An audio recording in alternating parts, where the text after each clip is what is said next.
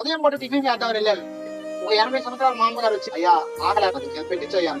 నేను టిఫిన్ చేస్తా, ఆయనకి కావాల్సింది ఇచ్చేయండి, నేను పంపిస్తానని చెప్తే, అప్పుడు ఆమె తెలిసిన కొంతమంది ఆ ఊరోళ్ళు వచ్చి, నేనేస్తాను డబ్బులు, నేనేస్తాను అంటారు. అవసరం లేదయ్యా, ఈ అబ్బాయి ఇచ్చేసాడని చెప్పారా.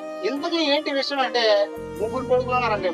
చిన్నప్పటి నుంచి కష్టపడి వాళ్ళని పెంచిందంట. కానీ ఈ రోజు తల్లికి టిఫిన్ పట్టలేని స్థితిలో ఉన్నారండి. ముగ్గురు కొడుకులుండి ఆఫ్టర్ 20 రూపాయల కోసం ఒక వ్యక్తి దగ్గర చెయ్యి చాపే పరిస్థితి వచ్చిందంటే ఎంత దారుణం ఒకసారి ఆలోచించండి. ఇప్పుడు ముగ్గురు కొడుకులు కనీసం రోజు ఒక 50 రూపాయలు ఇచ్చిన ముసలావిడ జీవితం గడిపోదు కదా. ఒకటి వ్యక్తిగా 3 పూటలు గడిచిపోదు కదా. ముగ్గురు కొడుకులు ఉన్నప్పటికీ కూడా ముసలావిడ ఆ బిజినెస్ చెప్తుంటే నాకు చాలా బాధ అనిపించింది. ఎందుకంటే ఆవిడ మంచి జీవితాన్ని జీవించిందంట. కానీ పిల్లలు ఈరోజు చూడలేని పరిస్థితిలో ఉన్న కారణం ఏంటంటే స్వార్థం.